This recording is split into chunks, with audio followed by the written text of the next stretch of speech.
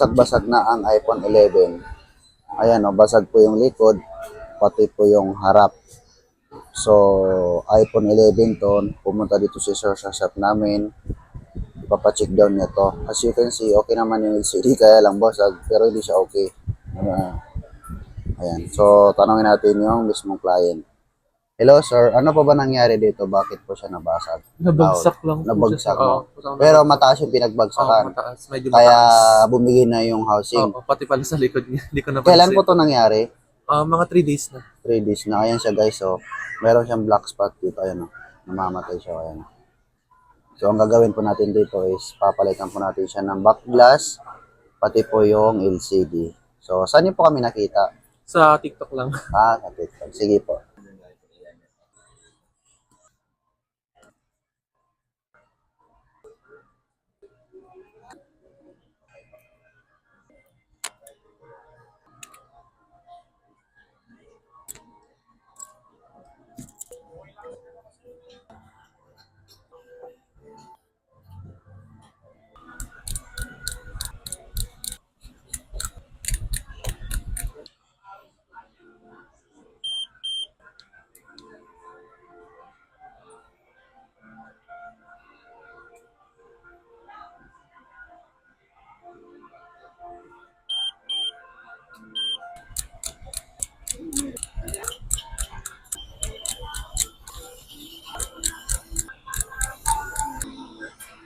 Bale, ito guys, yung back glass niya. Ayan. Natanggal na natin siya, pero kakabit pa lang natin syempre. Ayan yung ipapalit natin.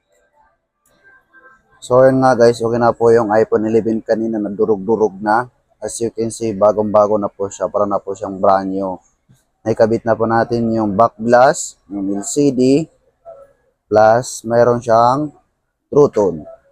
So, maraming salamat po sa pagtuloy na pagsuporta niyo po kay cellphonerepair.ev. Kung may mga problem ang phone nyo, mag-PM lang po kayo sa amin. Huwag niyo po kalimutan mag-like and follow. Maraming salamat po and God bless.